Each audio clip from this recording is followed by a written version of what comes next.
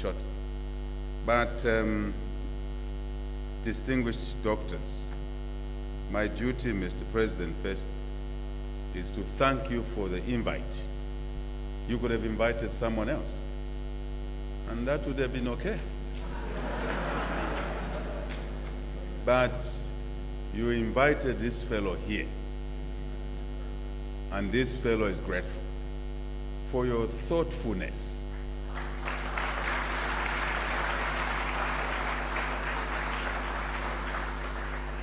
I'm serious about that. There is situations where people you elect into office like us quickly develop a sense of entitlement, that they're entitled to be invited to such an important scientific platform and your annual general meeting. I'm not one of those who feel entitled. Maybe the minister does, but I'm not one of them. So,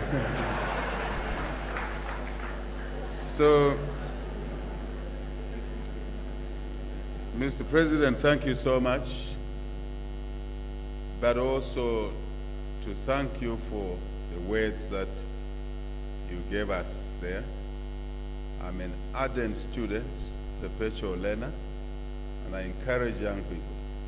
What the digital world has done is taken people away from attention to detail, because they know if they want to refer to something, they can just get on the internet and check it out. But it's important to maintain attentiveness to issues that are discussed. That's why you didn't have this meeting in a manner where you are all seated where you are, isn't it? But you come together in this manner. So I was extremely attentive there. The things that you said, Secretary, the things you said, including the lesson of the things you are saying there. I did follow that, but also, Provincial Minister, thank you for what you've said. Minister of Health, thank you very much. So I would try and pick out things that I think I need to emphasize as I planned to say them when I was here, and now I'm here. And I want you to take these issues as part of the conversations that are taking place here. I know your forum, scientific forum, I think is already in train. You've already covered a lot of ground. So I am conscious of that, that certain things that I would say, you may have already picked them, Mr. President, in the various interactions that you've had. But if I repeat them, you can tolerate that to imply emphasis from my end. Let me start by expressing what sometimes we don't have time to do so. To underscore the importance of the medical field. To underscore the importance of specialists in health service delivery to our people and to any people across the world. You seated here broadly and specifically in your specialisms, but as a collective, doctors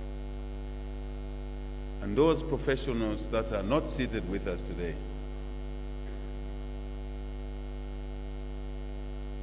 Dr. Puma, good to see you here. Thank you. I'm waving. I'm not doing this. I'm waving. I'm just waving. I remind myself, hey, HH, you're head of state now. You're not just a party member. That's why I'm waving at him. You return to the point I'm making. That including the specialists that are not seated here, but broadly work with you in health service delivery to our people here or in any other jurisdiction, any other territory. You are valued. You are important. You didn't hear me. You are valued. You are important.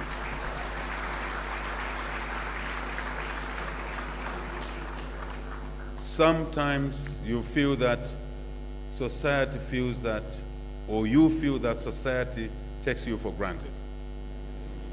Yes. Even I sometimes assume that in my subconscious times that doctors will always be there when I need them. But it's not true. There are people in our country that have no access to a doctor, to a nurse, isn't it? When they need the doctor and the nurse most. If a general practitioner is there, it is assumed, we assume, that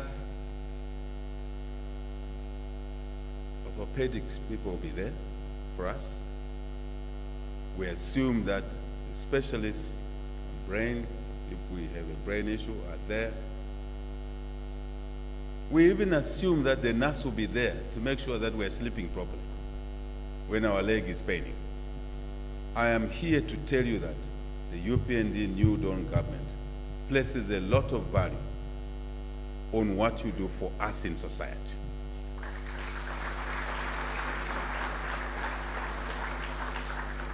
That's my first message really here. When I was young, most of you were young before you became doctors, remember? Just remember how you felt when you saw a doctor. You yourselves here. Just do a memory lane a bit. You really weren't feeling well, and your parents or your cousin, nephew like us who grew up in a village tells you, oh, the doctor is on the way. Before they even attend to you, you feel better. Two people were important to us villagers then. The teacher and the medical staff. You can imagine how much influence then you have on society. Mr. President, when you were reading your vows there,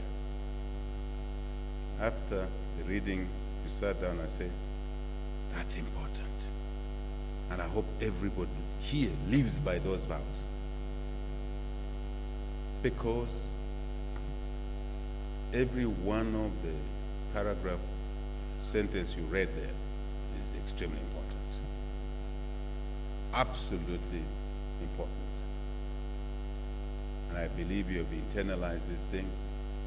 You can recite them even when you are half asleep. Because over time, you become the profession you chose to be. Even the way you walk, even the way your brain works, isn't it?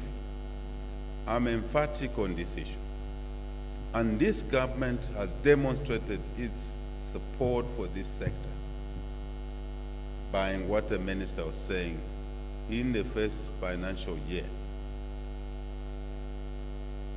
increasing under financial challenges, under a restricted treasury envelope, resource envelope, this government decided to walk the talk and allocated more resources within those limitations to this health sector, to these professionals. I know you say, I didn't get my share. That's a different conversation. But overall, we were able to allocate more resources. And I'm surprised my own minister was challenging me. When you come to talk, you must say these things. President,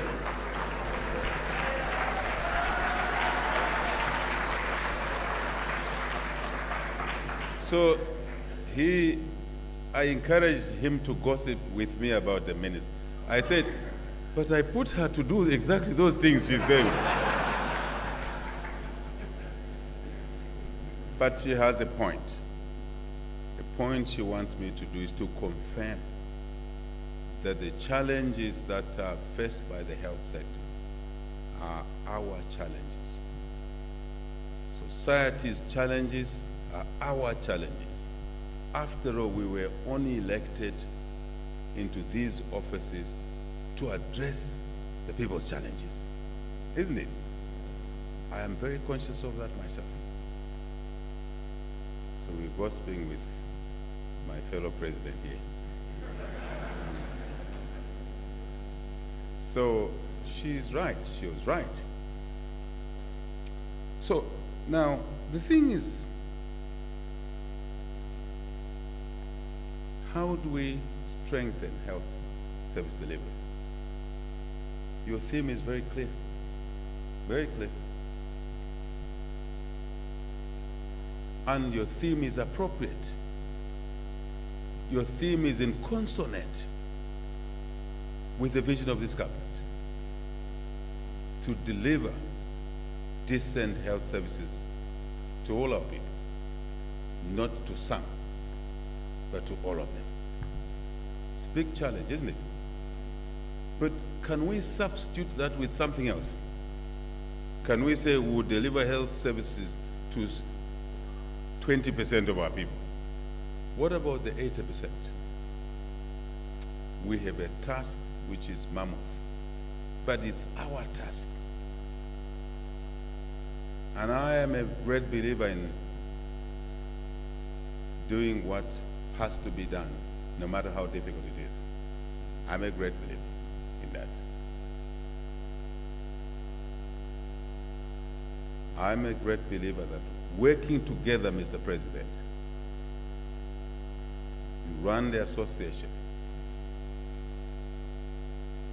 you have a team, you run it for these doctors. Do you run it for yourself?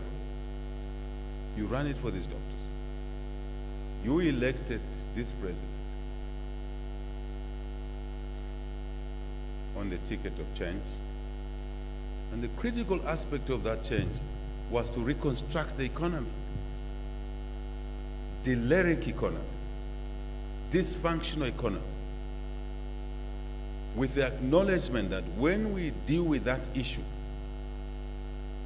as a prerequisite to other areas that we need to remedy, as a condition precedent, if I may use that expression, we will be able to deal with the needs of our people in this critical sector, health, including the unborn. Because if we didn't manage antenatal properly,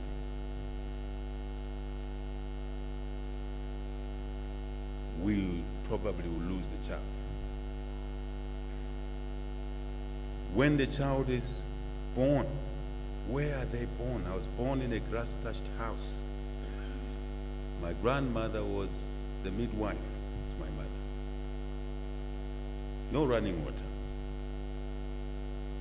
Is it right that you can be the president of the association and I can be the president of the country as separate, and we two can afford not to work together to make sure that the next birth takes place in a maternity wing with running water?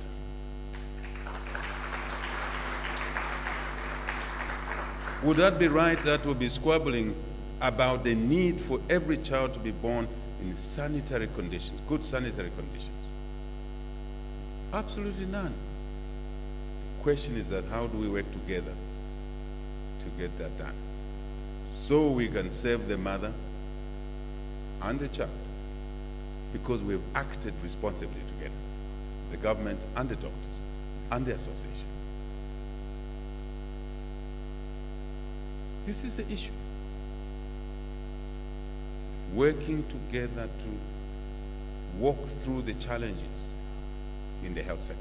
All of the challenges have been enumerated here. So when you were talking, the Hakainde in the brain was telling Hakainde in the body, you were kuchika. For those of you who don't understand our Bemba language, The mentor HH was asking the one in the board that, are you listening to what he's saying? And the answer is, yes, I'm listening. I hope you understand that. So you're right. The things you said there, I don't have to repeat them. I don't have to recite them. You are 100% right. The issue boils to how do we work together to get those challenges resolved. Kwasira, ivina nguvamene basala ni baba enam. Huh? Umakanazo. And thank you for the prayer, Yatat.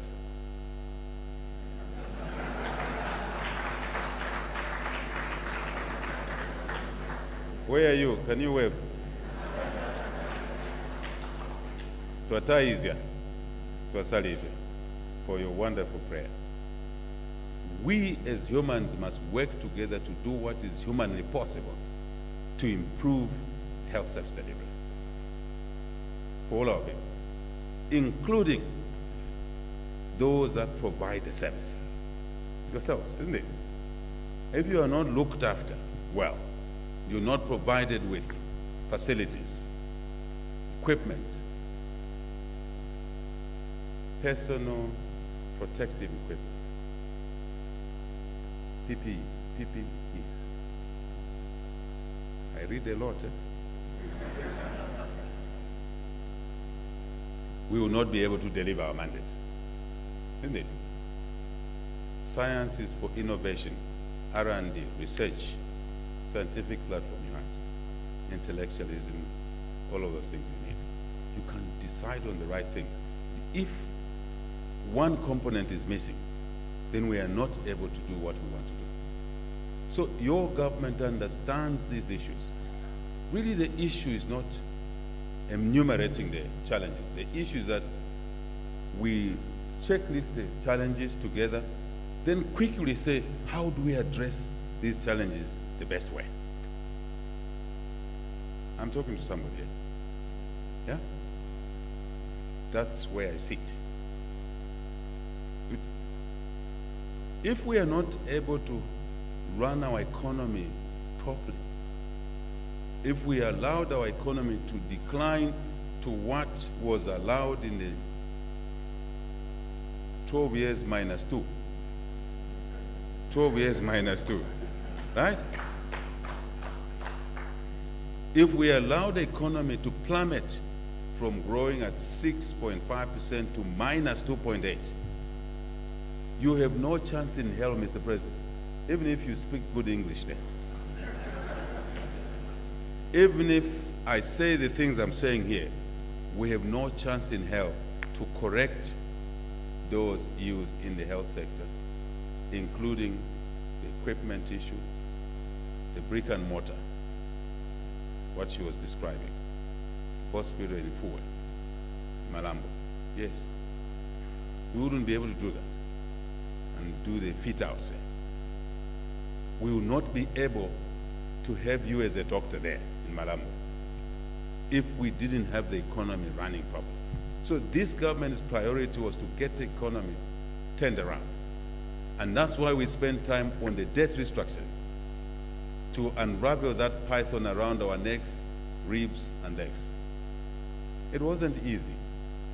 Many said it wasn't going to happen. I was listening to my political competitors. One of them who talks the most now was saying, HH has no capacity to deliver debt restructuring. I said, Bendera first. Bendera first. I'm serious, not a joke. There's a connection to these things. When doctors, nurses need even syringes, need gloves, we have to have the capacity to buy this. Some of you run private health facilities here, isn't it? You know what it is. If you charge clients a certain fee, X, but your service Y levels is low, they may never come back. So this country, working with you, we must create capacity ability. The love is there. Willingness is there. But capacity is crucial. That's what this government is focusing its attention on. Doctors at the far end there. It is priority number one. I hear you, Minister. But I'm also saying that within the limited resource envelope, when the government has its heart, mind, soul in the right place, and it prays, it will move the limited resources to areas of application where the resources are needed most. That's what we did in that budget she's talking about, which you acknowledged. But as we unravel the economy now, we'll do more. No question about it. No invitation, no motivation, no persuasion. We'll do more.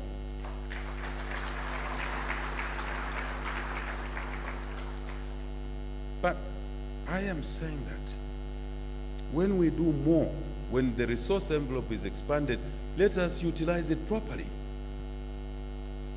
Accountability. Effective use of the resources we have, accountability. Mr. President, there's a lot of wastage in the health sector.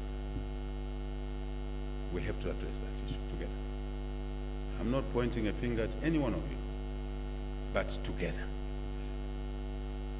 Why do we buy drugs twice the price? Why? We want to improve health service delivery, isn't it? Let's stretch that kwacha. Efficiencies, effectiveness. Buying principles under the UPND government is the right price, 1. 2, the quality. 3, deliver on time. The supply chain, which I think your secretary talked about, was it yourself? I was listening. You are right. The ZAMSA issue. You're right. The ZAMRA issue. You didn't mention ZAMRA. The ZAMRA issue. You're right. The issues around licensing. Issues around permits that you need to open a health facility. All those are costs in the sector. This government is happy to sit down with you as partners to address those issues without exception. Absolutely happy to do that because it's in our interest to do that so we can stretch the resource envelope we have. Even a private practitioner here, if you went to buy drugs and the drugs are not flowing properly, public sector, and then in the retail outlets or wholesale outlets, you end up paying a higher price. It's not good. So, I repeat that issue.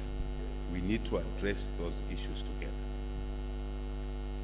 This country allowed corruption to become endemic, and it's everywhere. This sector is one we must work together to clean out that, which disrupts the supply chain sometimes.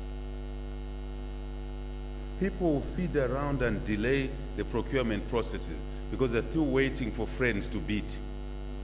Isn't it? But the drugs are running out. We create the opportunities to buy government to government. The colleagues in the procurement system are sitting on those procurement. Even though it's quality drugs at a fairer, lower price, competitive price, and they can be delivered on time, people sit on it. I want the association because you know the sector well that HH, there's a problem. And then now talk to the right person and you go and unblock that. So we are together. We're not having a different conversation. And to address that issue partially, we've also invited investments in the sector. And we'll practice positive discrimination, as we are doing on fertilizer. Because of our quest to grow the economy, Mr. President, we are saying that the lead time takes too long sometimes when we water from anywhere else. You rightly said something I will touch here.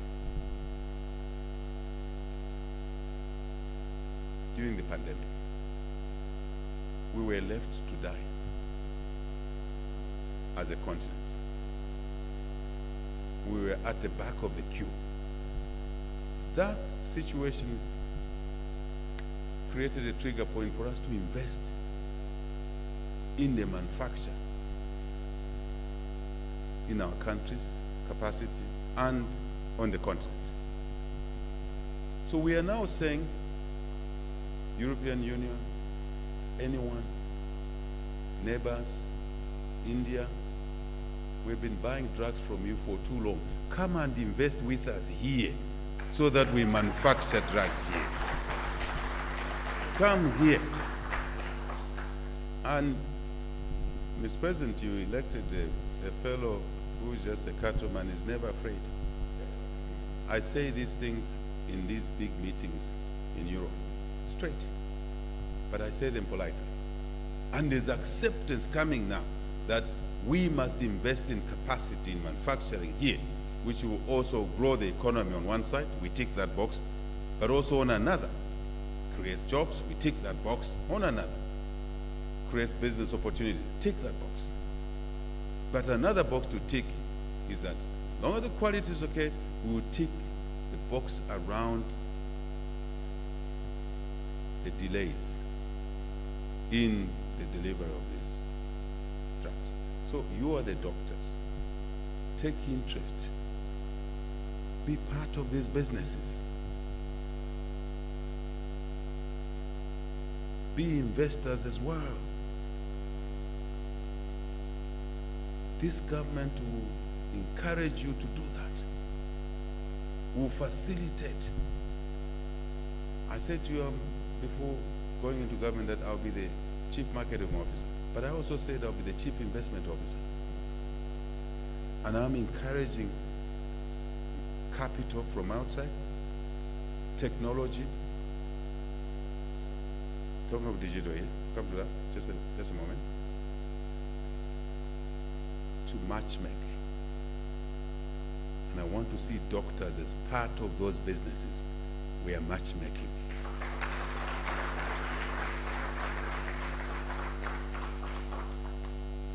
Step outside your comfort zone. Take a risk, a calculated one, but take a risk. Also, manufacturers, even current manufacturers, look for doctors to be your partners. If you are listening to me, they may not be seated here, but I know they will get this message. Look for doctors to be your partners. It deals with a lot of issues. Because these people know what sort of drugs the market needs. So we will support you in that area. I don't think you expected me to say that.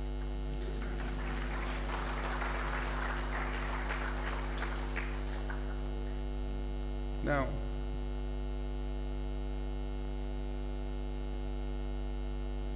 the things you said there are obvious. Conditions of service are obvious. We have the Emoluments Commissioner. One of his duties is to deal with the distortions you talked about. A doctor who was earning a certain quantum as an intern. By the way, this government will encourage the internship in this sector.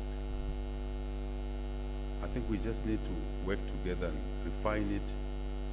And also private practitioners must be part of the providers of internship.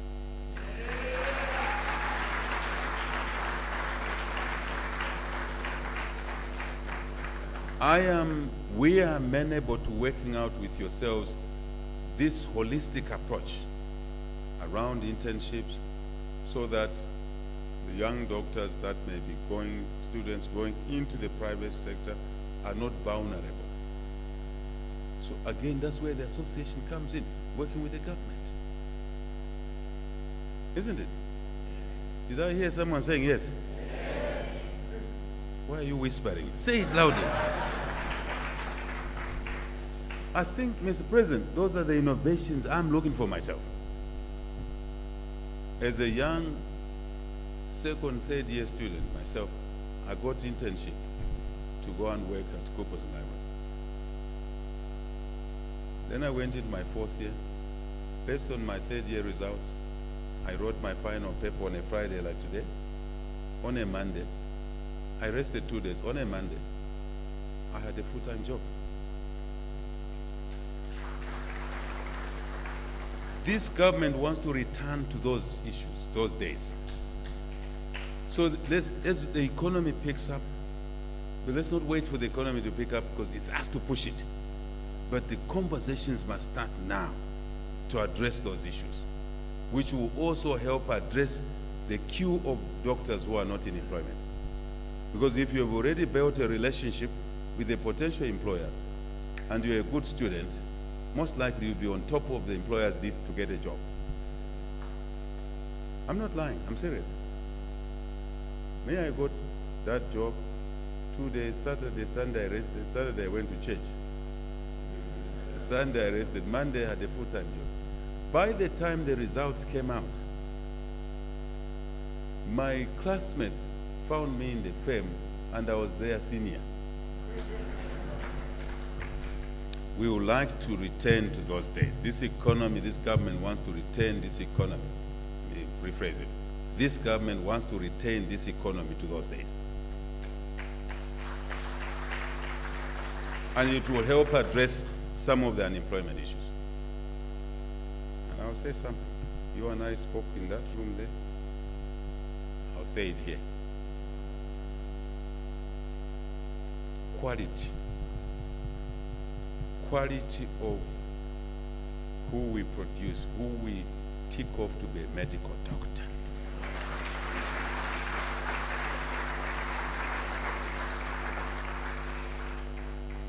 Scientific platform, eh? Standards. It starts from the school system. Kindergarten. That's why this government has introduced free education for everybody at an early stage. Then we pick it up from there. I know in our days, first year, second year, at Great East Road campus, we used to be with doctors.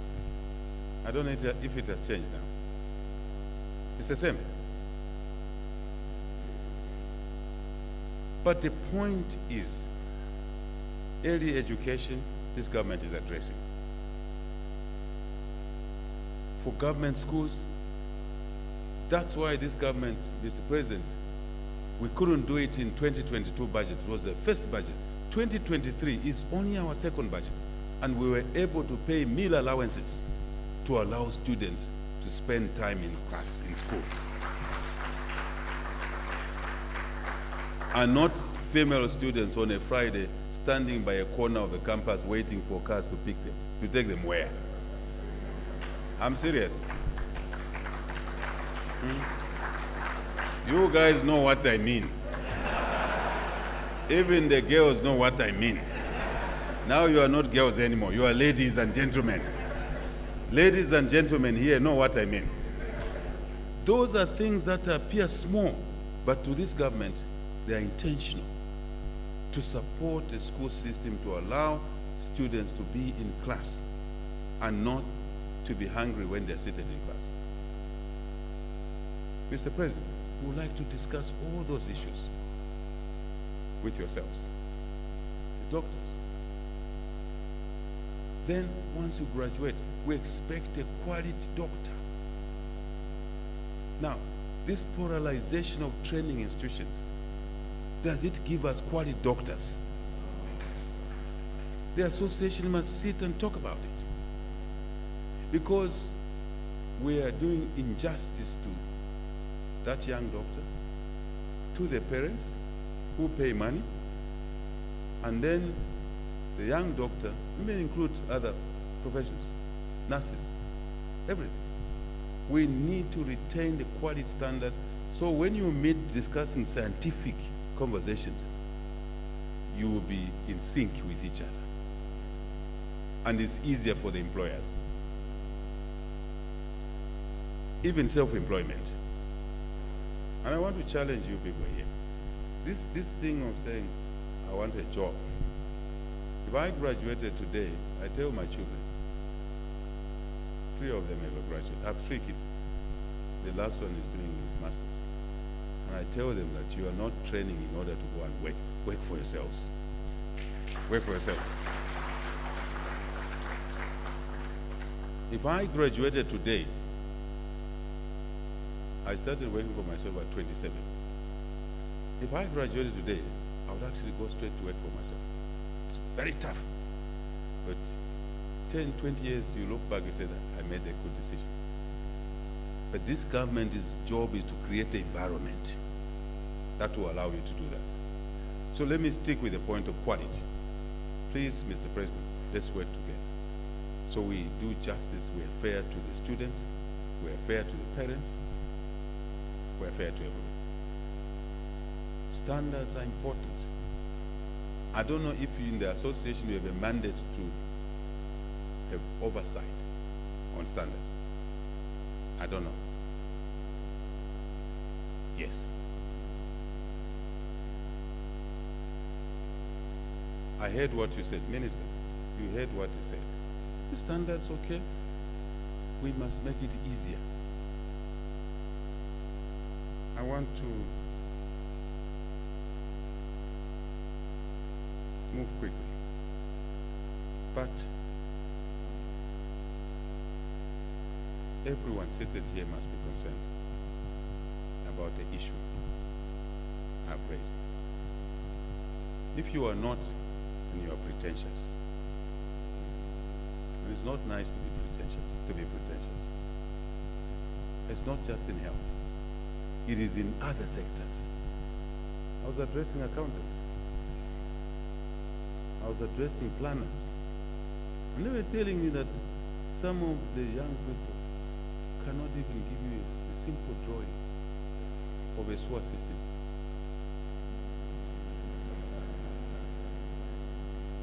It's not a joke.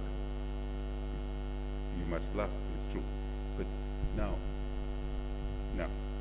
this country needs quality and skills. That's why we're investing.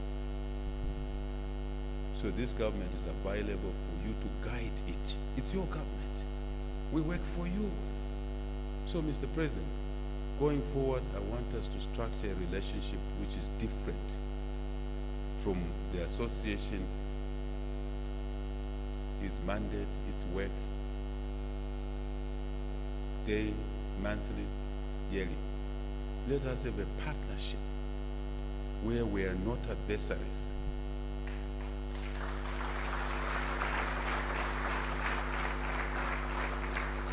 Together we'll look at the drug situation. Together we'll look at the quality of education. Together we'll look at internships. Together we'll look at sending a doctor to Shangombo. And, hear me out first, and ensure that we address the distortions on the salary scales.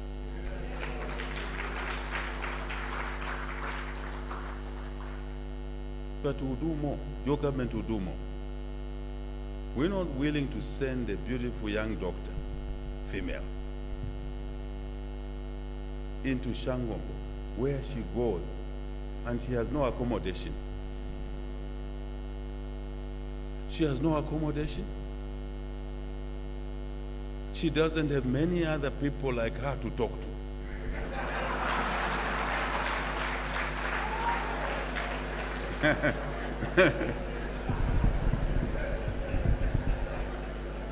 Now you think that's a joke, eh? Where I come from every part of Zambia. You elected me to be citizen that comes from everywhere. But where I was born, where I grew up, I saw a situation that a nurse comes to our local clinic and she stays 1 month, 2 months. Eventually you hear she's married, she got married. Who married her? An old cattleman. An old cattleman. That's what we do where I was born. And because he has a Hilux, you know, those fellows are capable of doing those small things. So, Mr. President, so what your government is doing is thinking broader and wider. A male doctor or nurse is no different.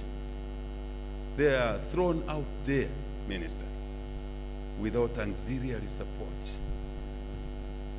without the social components. So this decentralization, Mr. President, is meant to create capacity for you to send a doctor in a district where there's actually minimum facilities. Running water.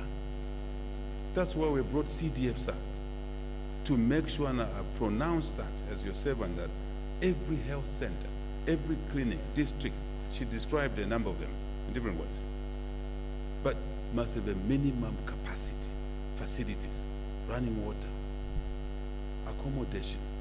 If you have a housing allowance, are there private homes that a doctor can rent? Your government is concerned about those issues.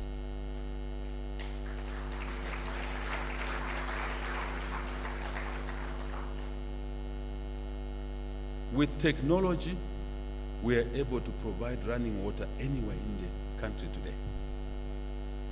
Solar, borehole, reticulated water in the house, doctor's house, nurse's house.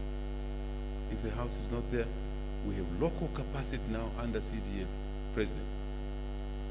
And this president, your servant, has said priorities under CDF is education, it's health. She's there. It is broader mindsets, Mr. President. I want us to sit and talk about these things together with a cup of tea.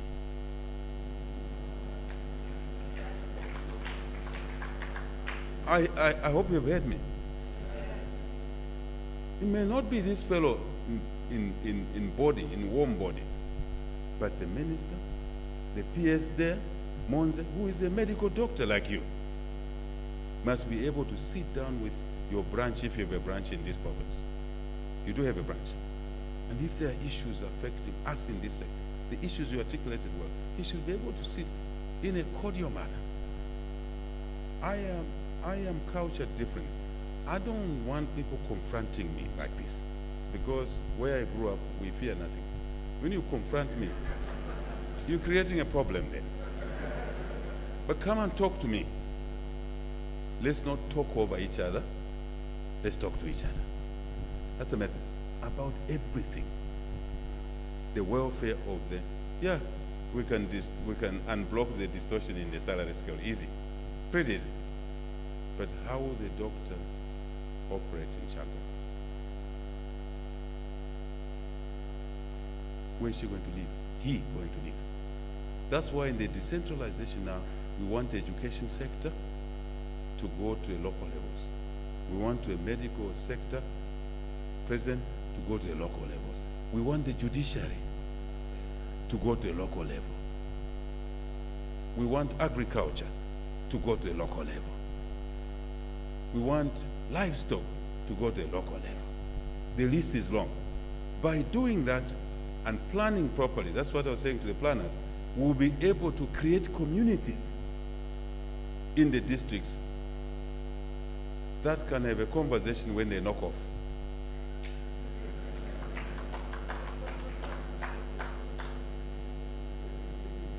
You think it's a joke, eh? And facilities, Mr. President. And facilities. And the tax issue you talked about. We are ahead of you already. Where is the secretary? Because if a young doctor is not able to access the employer's vehicle, we need, Mr. President, a checklist that issue to be able to allow for facilities that will enable a doctor out in the outpost to have access to transport. So, for example, if they're able to get a lease, in order to reduce the cost of that car, government should be able, and I'm happy to say so, working with you as an example, we should be able to take out the tax.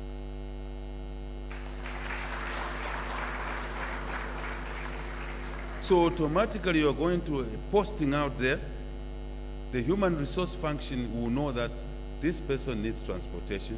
We as government may not be able to buy a car, but will facilitate by reducing the cost of that car.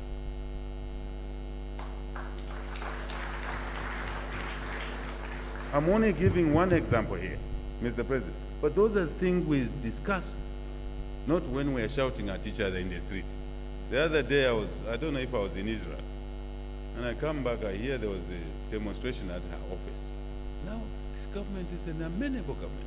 So why do you want to mobilize to go and throw her out of the office?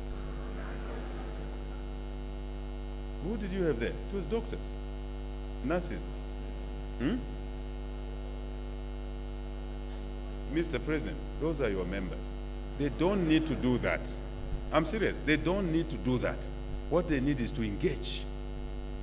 And we'll have a civilized conversation. I know where we are coming from. Roguish way of doing things was promoted.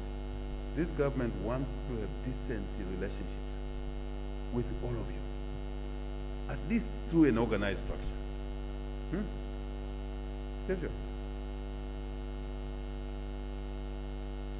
I am encouraging us to work as a team. If you want to extract messages from what I'm saying, here's one core message. First one was that you are valued, you are important. Thank you for your tremendous support to our people during the COVID situation.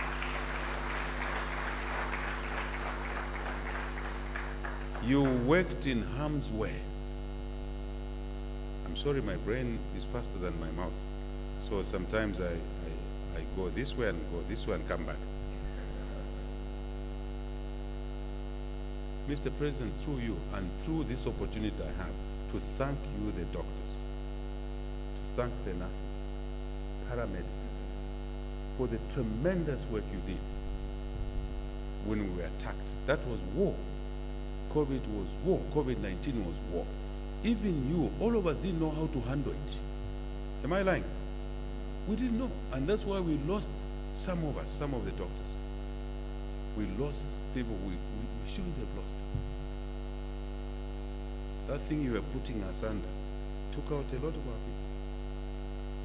4 o'clock in the night, there's no one, because no one is allowed to go in the room. But later on, we realized we could have gone in a room with a mask, isn't it? So thank you, Mr. President, and this body of doctors seated here, and those that are not here, for acting as soldiers at the war front.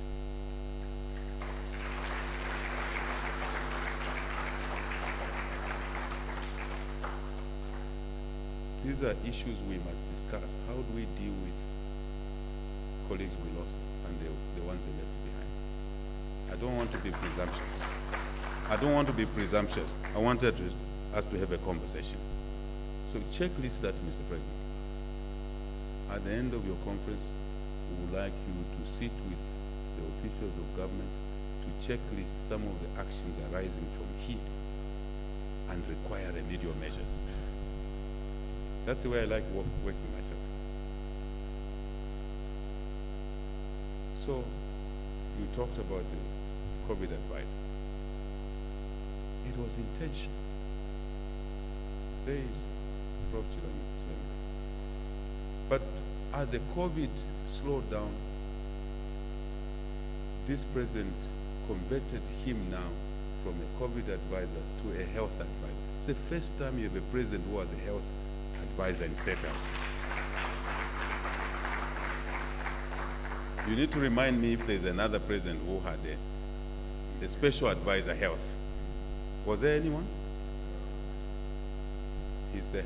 He is now this fellow's advisor, special advisor health. Yes, he performs that functions because of the value we place to this sector. I can go on. I said respect, value, then teamwork to take care of different things. Conditions of service, salary scales, internships, quality of what we produce, employment. Thank you for acknowledging what we've done. We should do more. I'm the first one to agree. We should do more. And we will do more. I'm glad you've been talking to each other on how to allocate the numbers. I flew in from Angola late night. Then I had a function in Lusaka activity. I'm sure some of you followed the press briefing. But I said, I'm going there. I will be there.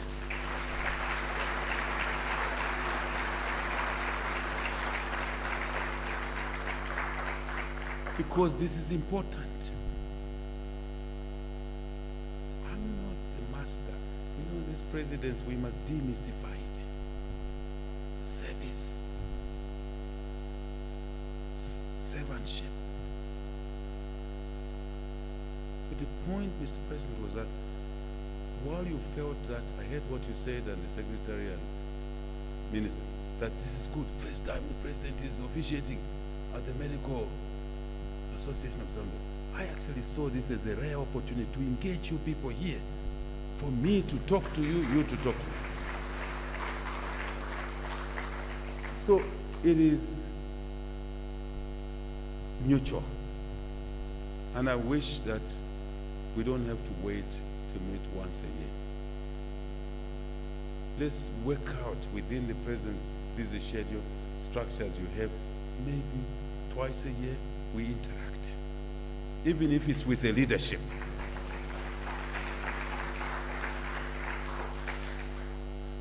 Mr. President, we want more jobs to go to the health sector. No question about it. If you are in doubt, the test of the pudding is in the eating.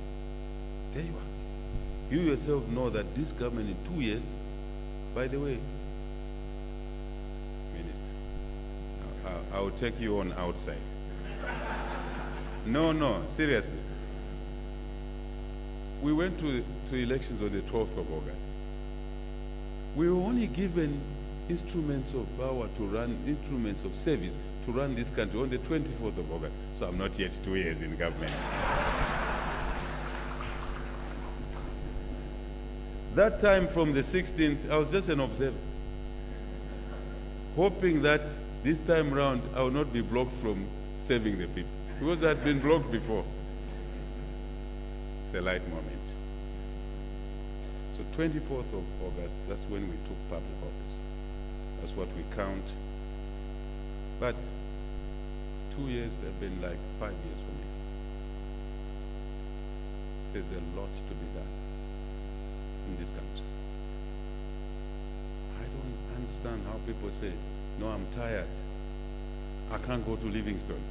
I was this way. Yeah, what do you mean you are tired?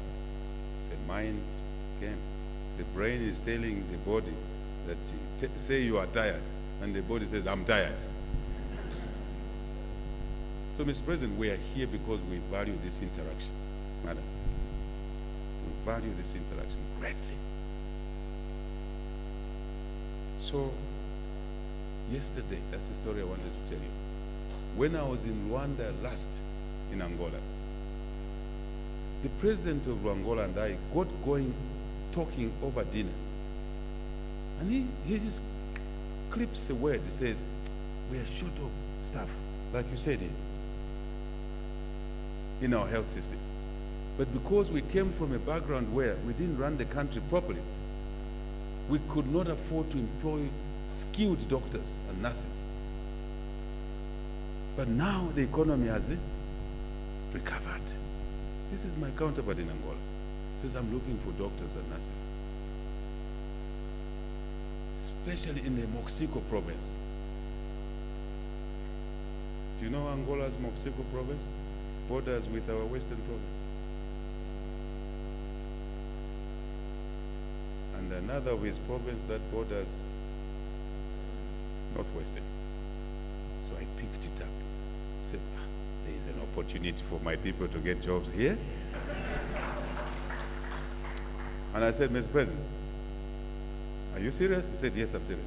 I said, okay, we can assist. We are brothers, aren't we? He said, yes. There, HH is no joke. Don't play with him on those matters. So from there, the story ends here.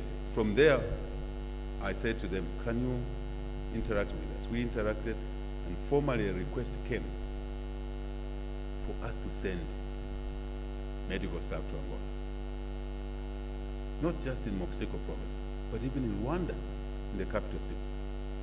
So why allow Europeans and others to be expatriates in Angola? Why not us?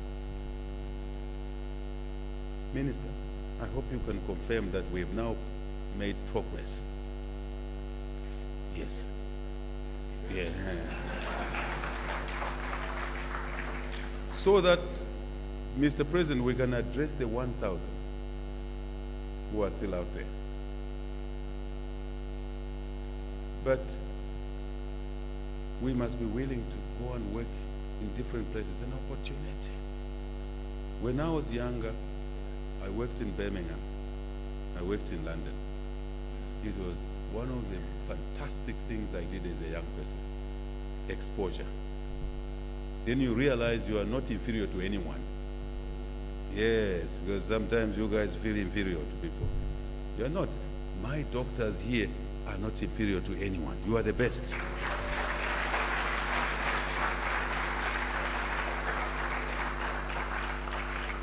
So take this opportunity. Did you get hold of him? You are talking. Two issues stood in our way. One was the remuneration.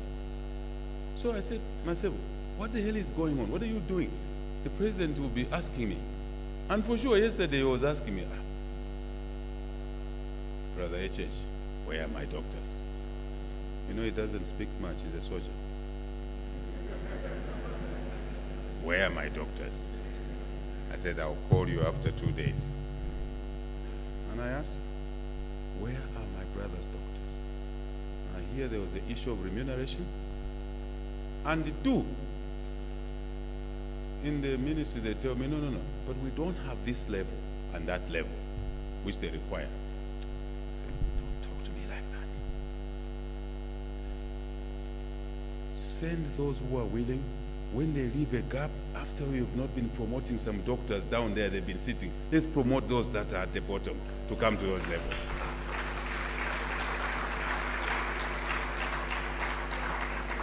Some of you have been in acting positions for so many years. You haven't even complained here. But me, I know you have been in an acting position. Some of you have been on the same grade, as you have said, for a long time. Therein is an opportunity. I like us to have a free-flowing conversation. Free-flowing conversation. I hope I've lived to that today. So let's close that thing. When one goes, creates an opportunity for another doctor to move up. So, Minister, checklist with the president, that issue, I want progress report. Checklist, in addition to other things, the issue of the Monument Commission, so that we can resolve those things that we have heard here. You don't need the president to keep reminding us of things that we know are normal. Allow me to go and meet President Xi Jinping next week. No, the other week I'm going there. Yes. Allow me to spend time on complicated things. Mundane things, let's deal with them. Minister, Permanent Secretary,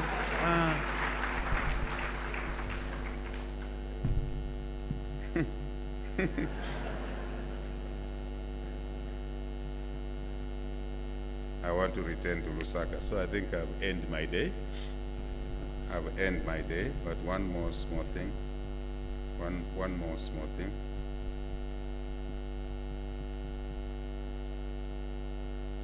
We will invest more in health.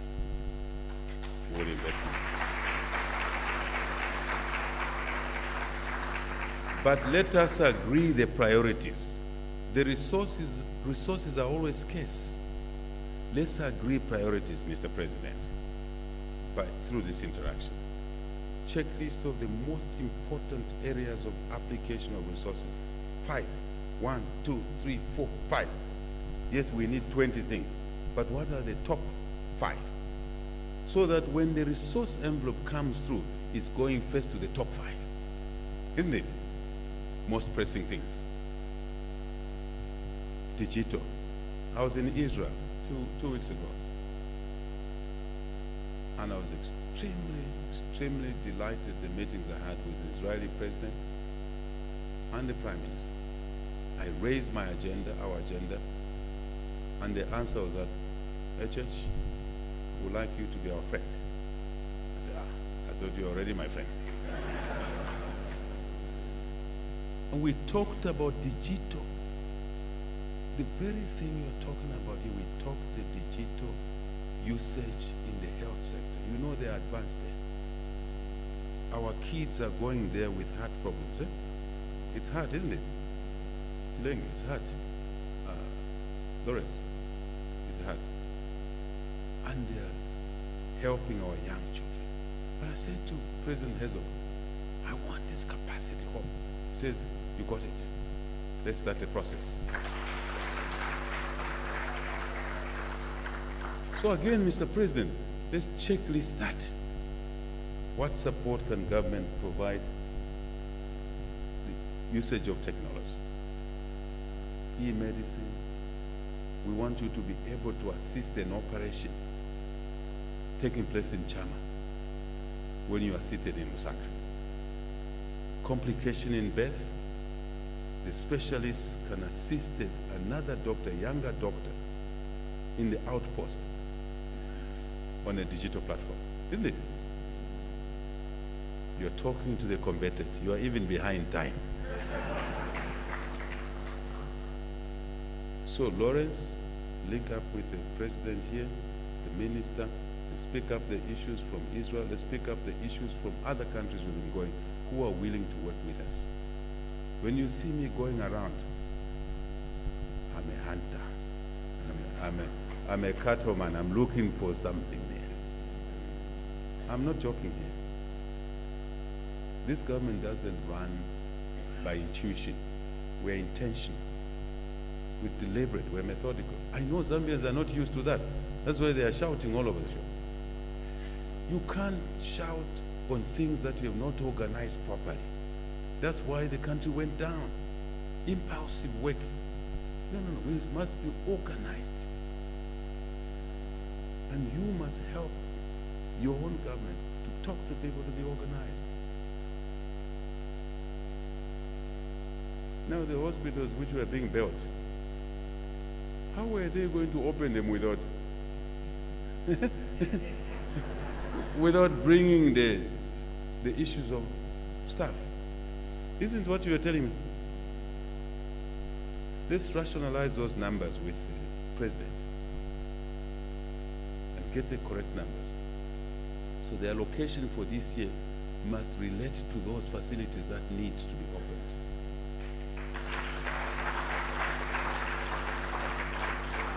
If the 320, you told me 320? I was listening. If the 320 did not take into account, the doctors, these requirements, we should revisit them. I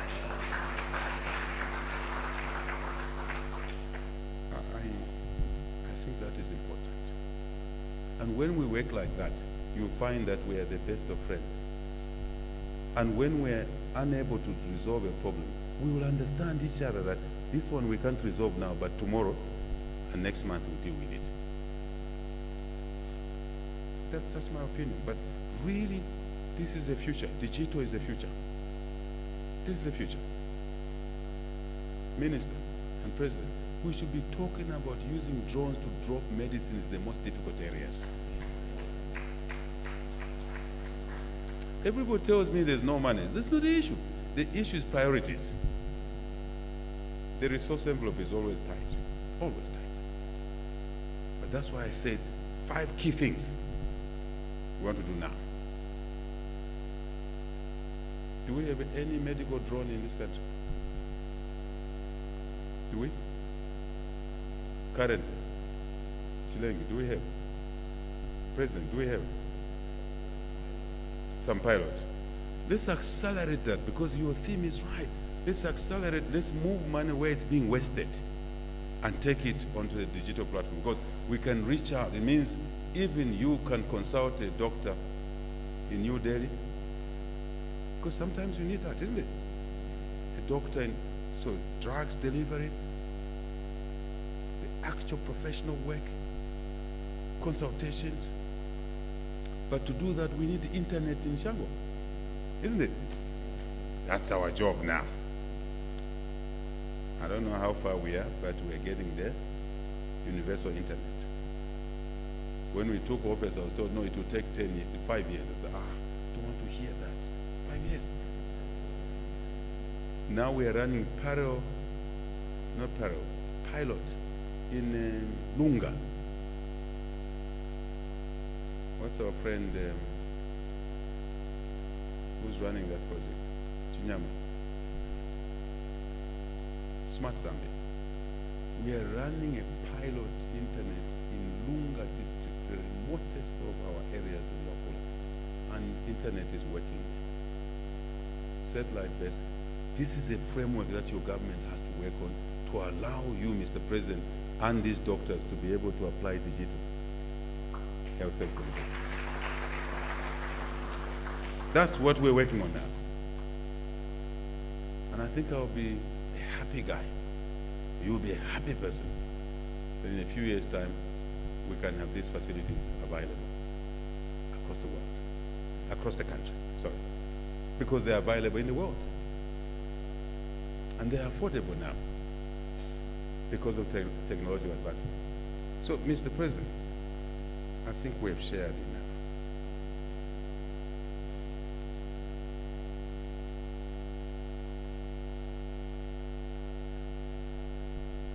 I want to seek your permission to go. Thank you very much for your kind attention. Thank you very much.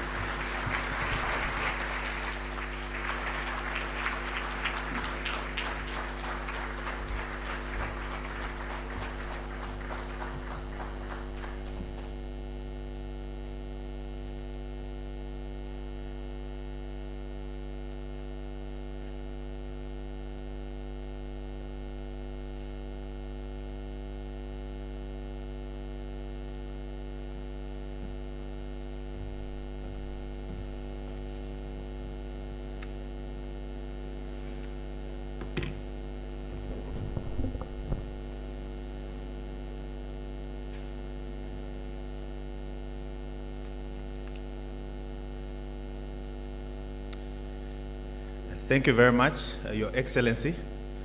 That was a powerful speech. You've addressed quite a number of concerns that the doctors have. And we are very hopeful as a profession that those issues will be attended to. As you look to address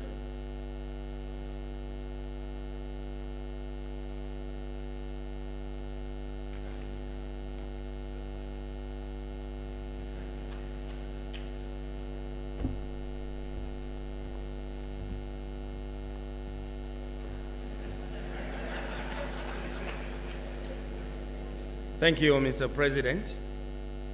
You just instructed me to let the Assembly know that His Excellency wishes all of you successful elections tomorrow, and that may the best candidate win.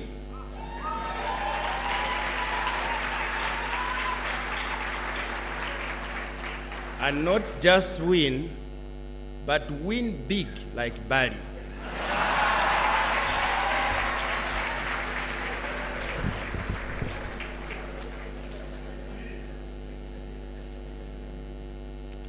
Thank you very much. The President has mentioned quite a number of things, and we are thankful. And the doctors are hopeful, and the message is clear. And I've also indicated, as usual, to the Secretary General that as you address the issues that you've talked about, please do not forget the ZMA bill.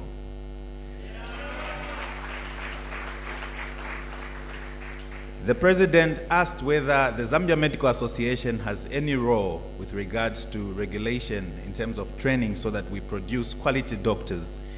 And the Zambia Medical Association, through the ZMA bill, has something in those lines. And so for us to achieve that, we need the support of the government to pass the ZMA bill.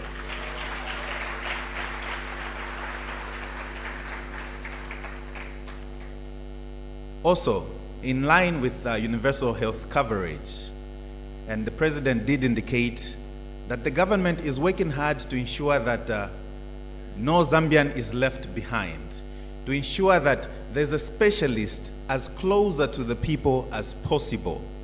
We have very eager medical doctors, eager to become specialists, but sometimes the humble plea from the medical doctors is for this government to support postgraduate training and to support the Zambia College of Medicine and Surgery. Currently, we have graduated over 200 specialists that are providing care for the Zambians, doing procedures that were not done here before. We have the neurosurgery team that is conducting transsphenoidal surgery. These procedures, and to support the Zambia College of Medicine and Surgery. The other Hangombo, but they need their settling in allowances. They need their loading and offloading. Just yesterday, I had a trip at the hospital where they emphasized that and they passed on the message, and I said, I will inform the House. So thank you very much. And on this note, we will allow the President and the entourage and the Zambia Medical Association executive to have a photo session. After that, we'll allow the President, will be upstanding, allow the President to go and do the photo booths, the booths outside to just greet the sponsors, and we'll allow him to take leave. In that order, please, the protocol officers. We will take the pictures in front.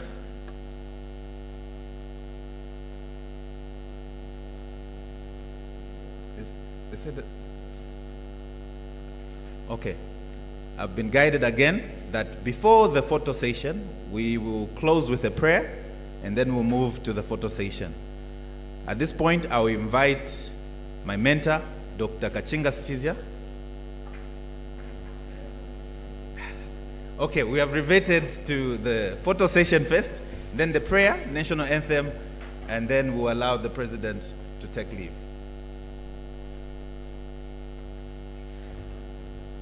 So we'll start with the photo session.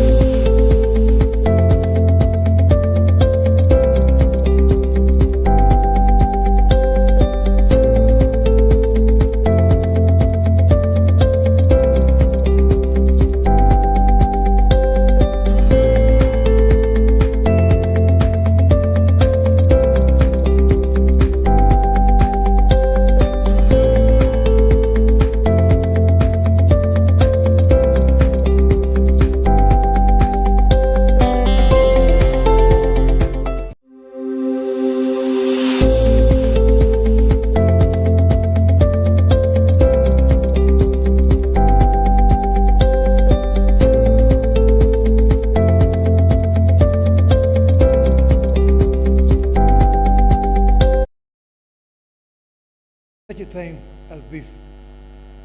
Amen.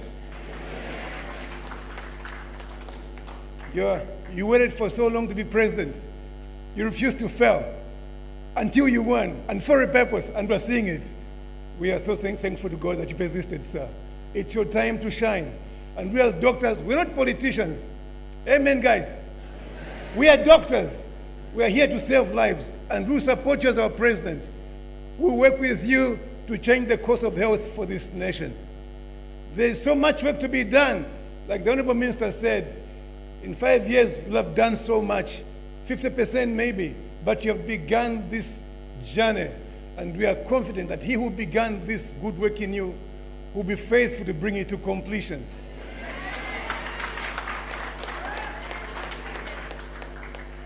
Your Excellency, it's not almost a vote of thanks. People continue to go to India, sir, where we could care for them in Zambia. Do you know why, sir? It's lack of equipment. Your last statement said you're going to invest in equipment, and I'm very thankful you could say that. We need equipment in the UTH, sir. We need equipment. UTH is a fourth level hospital where we must be able to offer a certain level of service. We cannot do. I'm a neurosurgeon, sir. I do brain surgery. I don't have the tools to use, so every patient ends up in India, and that's a very embarrassing situation. You have trained Zambians, Your Excellency, who are able to do very deep level surgery. We cannot do this